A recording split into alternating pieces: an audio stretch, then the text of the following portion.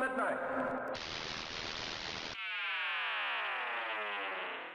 This video is brought to you by Skillshare. Oh, and it definitely contains spoilers for Avengers Endgame. The only thing you really fight for is yourself. You're not the guy to make the sacrifice play, to lay down on a wire and let the other guy crawl over you. I think I would just cut the wire.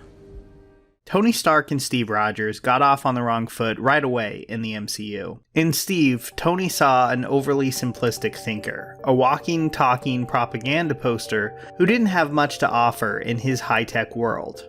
Whereas Steve saw a man who was all flash, but who was basically an empty suit who would fold when the chips were really down. I think one of the most interesting things about their rocky relationship through the years is how they've continually challenged those assumptions and proved each other wrong. But I don't think that's ever been more clear than in Avengers Endgame.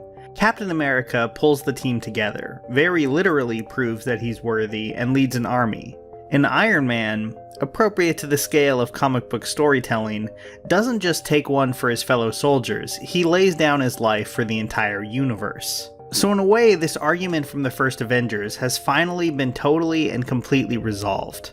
And they were both proven wrong. And that's just one aspect of Endgame. A movie that, while not without its flaws, is, in my opinion, one of the best MCU films ever made. It's a movie that manages to be massive in scope, while still feeling a lot more intimate and emotional than its predecessor. Infinity War impressed me by being a well-oiled story machine. The way it wove together so many disparate characters, making them all flow really smoothly from one scene to the next, it built a narrative about as efficiently and smartly as I thought they could. Endgame isn't that. It's still directed by the Russos, but it lacks their previous films' economy of storytelling. This is a messier movie than Infinity War. It just is. Honestly, I'm not really even sure it totally hangs together, plot-wise. But from that mess comes quieter scenes, conversations, really giving the characters and their world some room to breathe. I don't think an Avengers movie has ever quite pulled that off before. Age of Ultron definitely tried, but it was really weighed down by its story. Here though, I think it works really well. Endgame knows you care about these characters, and that the franchise has built up a lot of trust and patience. And I think it uses that to make an Avengers epic that feels more character-driven than ever. Energize Spider-Man, the motorized web. It pulls, it lifts. The spider light to climb at night.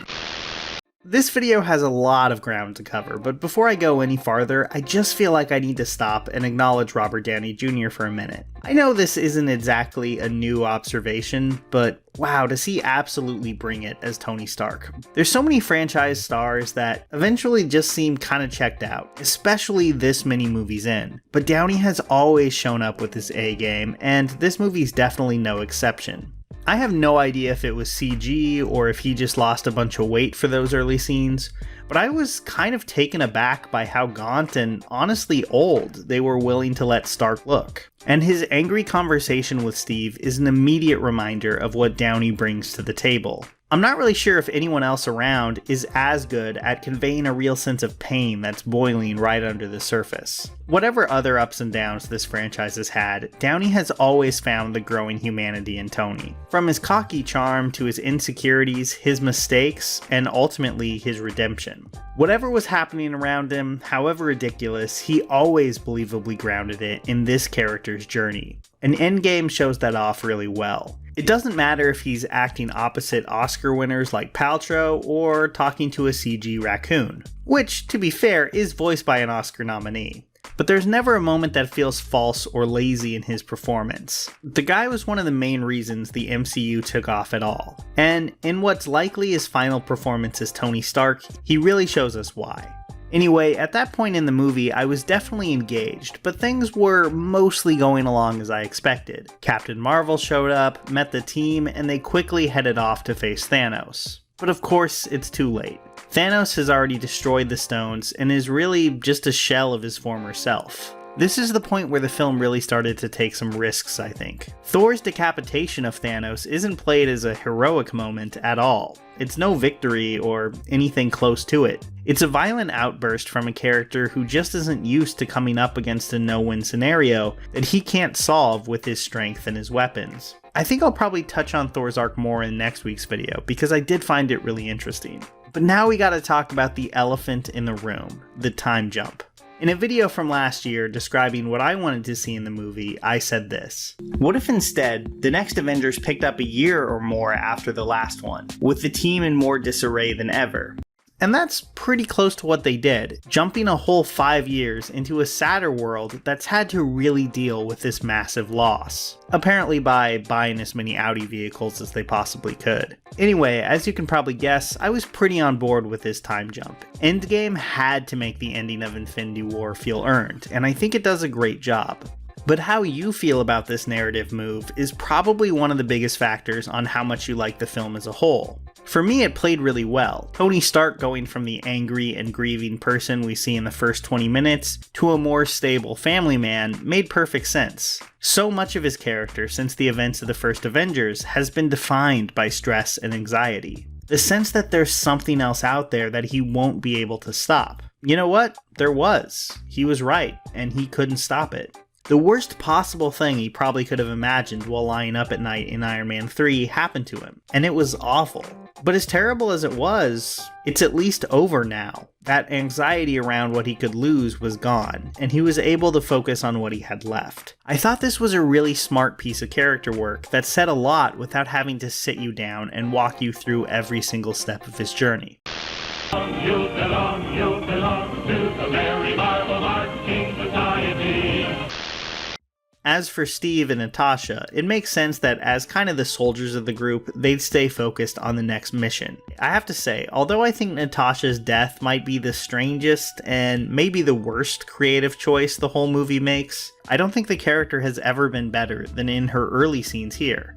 Scarlett Johansson gets more to play and feels more vital to the team than ever, and her scenes with Evans and Don Cheadle are some of the best work that she's done in the franchise. Jeremy Renner has always felt miscast to me as Hawkeye, especially in this post-Matt Fraction series world, and honestly, I would have been more than fine with him falling off the Red Skull's big shiny cliff, but Natasha, that was tough. Still, it does appear there's more Black Widow in the works, so I'm at least very interested now to see what they're doing with her. Bruce Banner was another character that they took a big swing with. I know there's been some backlash to the Professor Hulk idea, but honestly, for the most part, I really liked it. It's exactly the kind of in-your-face ridiculous thing the comics would do in a franchise that sometimes feels embarrassed to really dip into that stuff. More importantly though, I think it helps demonstrate just how profound an effect the snap has had on everyone. There are people who didn't keep it together at all after the event, like Thor, people who are able to move on, like Tony, and those in between.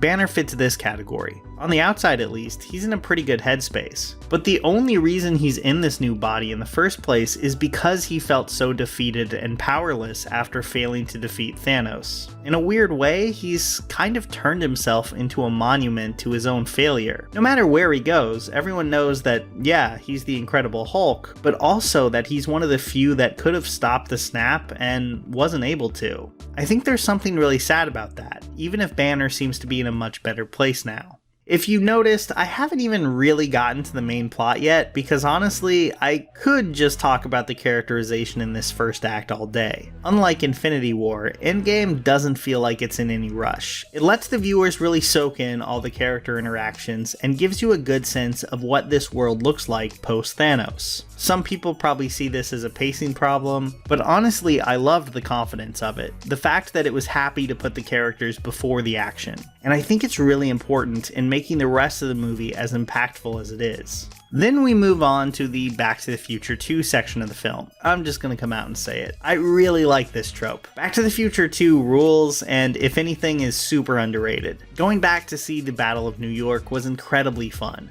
Like honestly, I just had a huge grin on my face for this whole sequence. Same with Nebula and War Machine seeing the iconic opening of Guardians from a less flattering perspective. Now, if you're the type of person who's going to get really hung up on the mechanics of time travel, this whole section might have really annoyed you. There's a lot going on here, and I'm not sure the film ever really follows the rules that it lays down. But I'm just not the type of person who cares about that stuff very much. I thought it set up a lot of funny moments, and more importantly, some really fantastic character stuff with Tony. Like, I really liked the scenes with him and his dad. So I was pretty willing to forgive the comic book logic of it all. If you're not, I get it, and I'm not saying you're wrong, it's just not the type of thing that I tend to get hung up on. Another great part of Act 2 was Nebula really rising to the forefront of the movie. Karen Gillan has always been good in the role, especially in Guardians Volume 2, but I think she might be at her best here.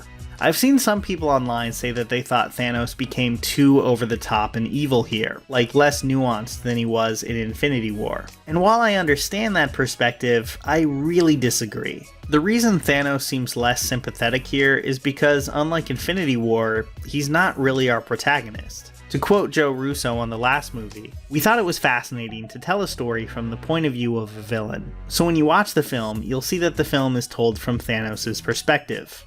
I think this was smart, as it gave Thanos a lot more depth than most MCU villains get. Here though, in many if not most of the scenes he's in, we're really following Nebula's perspective, and that makes for a very different experience. The grandeur and melancholy of Thanos in Infinity War, this whole, "oh, woe is me, I'm the only one who really knows how to save the universe and I just need to implement it fairly," kind of looks like a convenient story he tells himself. Let's not forget, he's also the guy who basically psychologically tortured and mutilated Nebula for most of her life. And in a lot of his scenes, he comes off as petty, cruel, and mean-spirited. And I don't think that's a dumbing down of his character, that's a result of us seeing him first and foremost from the eyes of the people he affects, not his grand vision of himself. I really love him telling the Avengers that he's seen that the remaining living half of the universe won't accept his solution, so the next logical thing to do is kill everyone and totally start from scratch. It shows how arbitrary and evil his master plan was in the first place. It seems so right and perfect to him, but he's also willing to toss it aside for new one just because those he looks down on dare to push back on him. That's the pettiness to Thanos that I think has always been there. So yeah, the last movie did make Thanos a more complex character, and that was good. But at the end of the day, he was always this malevolent asshole who thinks he has the right to control the destiny of literally the entire universe based on his personal spite and life experience. Oh, also, I really loved how they played Nebula and Gamora's relationship here, and I definitely wouldn't be opposed to them getting a movie or a show on Disney+, just saying. You fool! Don't open that door! Okay, so that big battle. If you watch my videos a lot, you'll notice that I tend to think these MCU third act fights go on too long and aren't as interesting as they could be. I even made a whole video on the Wakanda battle to this effect. And I felt a little bit of that here, but not too terribly much. This fight was jam-packed with fan service, and I don't necessarily think that's a bad thing. But it's definitely a fight more based around delivering cool, fist-pumping moments than like really interesting, well-paced battle scenes. But look, did I think it ruled when Cap wielded Thor's hammer? Yes. Was it a lot of fun to see Spider-Man activate his insta-kill mode? Absolutely. I found a lot of this stuff really charming, even if there was maybe 15% too much of it. In the end, with the help of a lot of characters playing glove football, Tony Stark saved the day, closing things out with the obvious but incredibly satisfying line, "I am Iron Man." The film then cuts to what might be called the after Mount Doom scenes. This is where you could really accuse the film of having too many endings and wrapping things up one too many times. But much like The Return of the King, I just don't really buy that. This may not be the end of the MCU, obviously, but it's definitely the end of some of its biggest anchors. And I think the film really needed to make us feel the weight of that. In all these scenes, I weirdly got the most emotional at the one of Hogan and Tony's daughter talking about getting cheeseburgers after the funeral. Part of that is that I've always had a real soft spot for the Happy Hogan character, but I also thought it was a really clever reference to Iron Man 1. And the fact that this movie would tip its hat to that film, and especially its director, with this really quiet little scene, just felt both earned and surprisingly moving. We followed these characters for over a decade, and the movie really knows how much that means. As for Cap's ending, I'm a little more mixed on it. The Russos have their own explanation for how it all makes sense with the time travel stuff, which I'll try to remember to put a link to below. But even if it does make sense, it just felt a little jarring for me. Don't get me wrong, it has a great payoff with that final shot and song, But when he comes back as an old man and hands the reins off to Sam, it just feels very sudden. Not helped by the fact that Sam has been dead for most of the movie, so he hasn't really had much time to make a big impression in this film. Still, overall, I don't fault it too much. Like, it's a little shaky, but the first Avenger is my favorite Captain America movie, so for me, it's hard to complain about a scene that pays off that film so well. This the outfit your ex-partner wore? What did you say?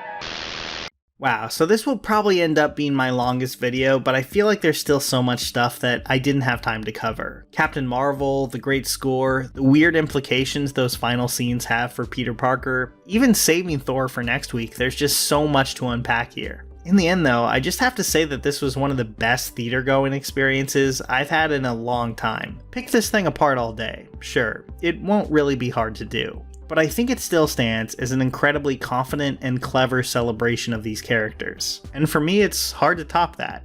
So, Endgame is definitely the kind of movie that inspires all kinds of opinions from people around the world. And if you're watching this, I'm sure you're one of them. Maybe you'd love to share your opinion on YouTube, but don't quite know where to start. Well, I don't think you can go wrong with Jazza's class, Stand Out and Make Money on YouTube. A class designed to help you make great stuff, get it seen, and importantly, make it something you can earn a living from. The host is super down to earth and accessible, and honestly, his advice is really helpful need-to-know stuff, and it's only on Skillshare. To sign up, visit the link in the description, and those first 500 visitors will get that 2 months of unlimited access to over 25,000 courses for free on pretty much any subject, from photography to art to business and way more. So get started today by going to skl.sh/CaptainMidnight14. That's skl.sh/CaptainMidnight14.